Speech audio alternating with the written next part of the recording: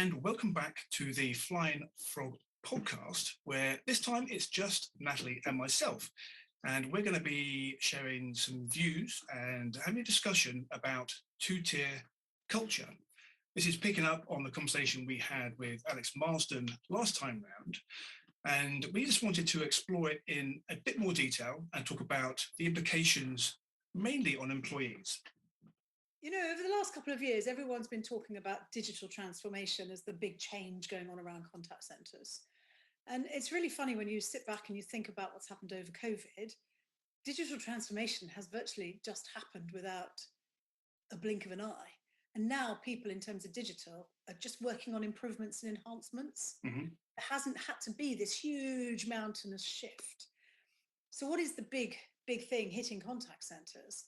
And it's hybrid working. So when, thinking about that, the big disruptor that we've now got in our sector is hybrid working. And what's really emerging from that, Graham, is something that we've been taking a lead on, which is this two-tier culture. Mm-hmm. And that two-tier culture is emerging very, very rapidly. I was really interested to read that there's a report out called the Work Trend Index. And there's a real disparity between how people feel about working from home and they feel about hybrid working. And I'll say this slowly just so I get it right. The difference between how managers feel about hybrid working and how staff feel is the difference of 23 percentage points. Mm-hmm. So managers are feeling really comfortable about it all. A lot of them have been thriving during the process. A lot of them have built better working relationships. They've been more organised, more efficient, and they've worked wider across their organisation. Whereas a lot of frontline staff struggling, having challenges from working from home because of their environments, not receiving the training and support that they need. So there's a real gap. And I know from work I've done in the past that when you get that gap, it's a perception, isn't it? Managers feel everything's okay and why is everyone complaining? And staff are going, oh, will you listen to me? I'm having a real issue here. And it makes perfect sense. When you think about the nature of the contact center role as a whole, whether it's front office or back office, you and I have worked in the industry long enough to know, working at that cold face, by and large, doing, whether it be complex or simple, a reasonably repetitive, same thing again, many times a day. Sometimes it's a bit different because the tasks might be a bit more complex, but that's challenging enough when you've got your pals around you or your community around you physically that you can turn to when it's challenging, or you don't know the answer to something, or you're new, or you're upset, or you've had a difficult customer. That's challenging enough when you've got all that around you. And no matter how good your collaboration tools are, the Jabber or Chat or whatever that tool is, it's not the same as having someone next to you. Whereas as a manager, the nature of the role is not so repetitive. It's not so do the same thing 1, 2, 3, 4, 10, 20, 30 times a day. There's some element of that, but for the most part, it's more varied. Yep. And the mental challenges are different every day, I think. So it's hardly surprising that there's that 23-point difference. I can only see that getting worse over time. I do. I think organisations, if you compound that with suddenly contact centre staff feeling disengaged, disenfranchised, separate from the mothership of head office or the main command and control in this two-tier culture, that's going to provide some real challenges for organisations to make sure that they don't let that happen. We saw it happening really, 10 years ago in the industry, maybe even longer, with the first emergence really of kind of offshoring and moving things away. And organisations then, 3 years later, learning, bring it back onshore, bring it back together, have it under one roof, and let's build a culture. So for us to be successful going forward, building the right culture, whether you're in the office or at home, has to be one of the fundamentals of how the organisation works. And what I'm seeing right now is that organisations are ripping out the culture. They've gone into the process mode. They're ripping out the fantastic offices and just having clean, hygienic desks, which I know we've discussed before, and it's probably going to be a bugbear of mine. But, the culture is just disappearing. So redefining culture, redefining some of the skills you just talked about, And then also making sure that the tools are, yes, collaborative and contain knowledge management, so that the things that have gone haven't just disappeared and nothing's replaced them, but what's replaced them is better to enable people to be better at what they do. And therefore, following that, job satisfaction.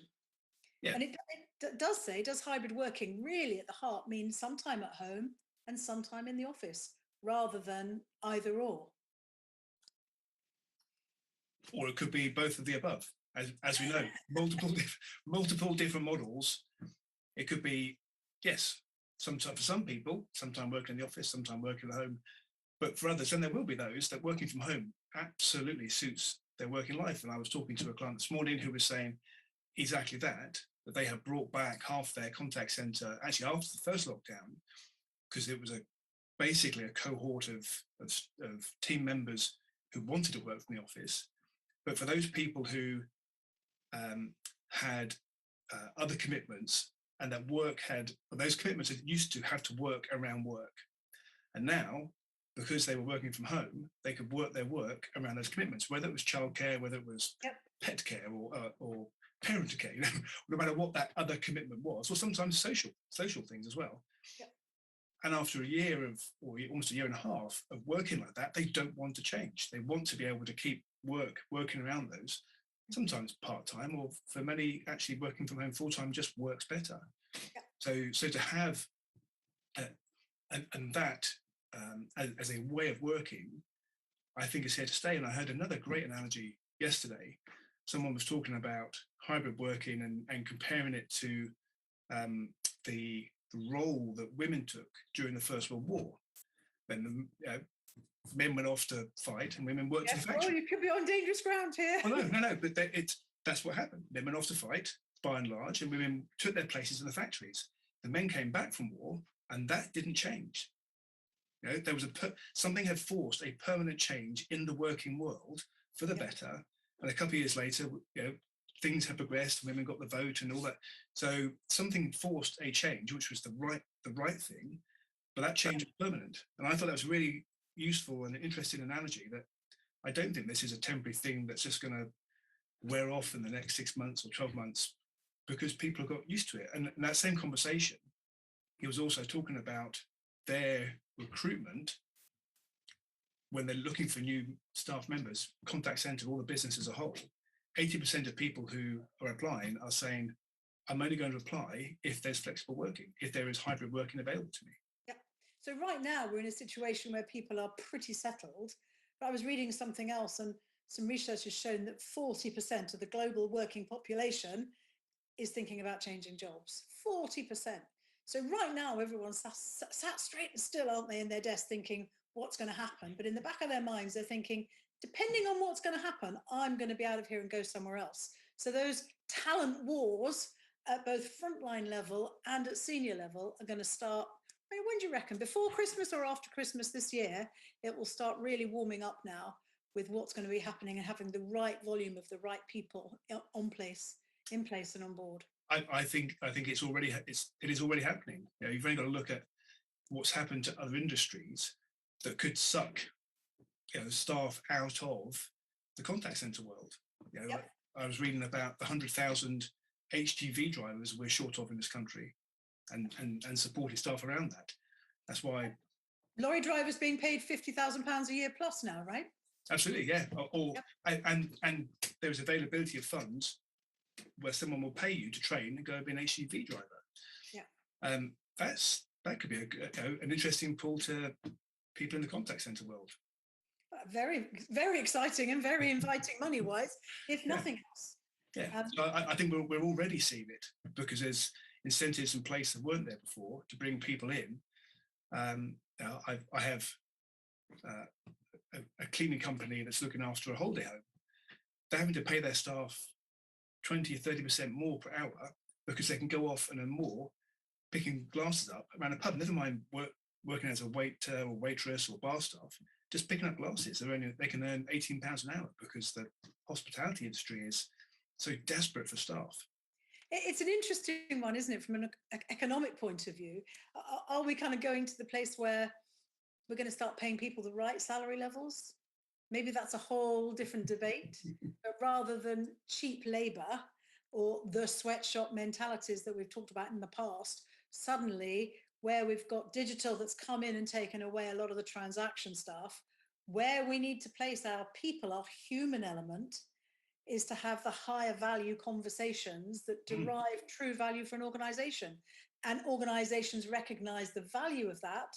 And that's been brought home because of COVID, where you've had lots of hands on decks and, managing directors getting on the phone to answer customer calls because they've been flooded. And suddenly organizations feeling the value of customer service means that actually our customer service teams, potentially the salary is going to shift up as well. Now that's a bit of a frightening prospect, isn't it, for many in our sector? It is. Writing could be on the wall. Yeah, and back to the point you made right at the very start about the two-tier culture, kind of bringing us right back to the start of the conversation. Would that shift in salary or benefits be reflected in where and how you work? Would you expect to be paid differently if you're working in the office and working from home? We're seeing that in the press a lot. I'm still having to do my commute, therefore I should be paid more. Yep. And you look at the organization Google taking the lead on that and saying, if you want to work at home, then actually you're going to be prepared for, on average, a 15% pay cut across the US. We'll work with it, you can have it, but actually this is the implication, because we want to make sure that we've got that parity across the business and everyone can work well. So yeah, the jury's out on this one, but I think what's going to rule is, that old phrase where the customer was king? Mm-hmm. I think finally we are seeing an era of the employee becoming king. I agree with you 100%. Always good to talk, Graham. Over the next couple of podcasts, we're going to be talking about the impacts of hybrid working on customer experience and on big change and transformation programs. Please do remember to like, share, and subscribe. And if you've got any ideas on subject matter that you'd like us to talk about or any feedback on the podcast, please remember to get in touch with us via LinkedIn or at hybridworksmart.com.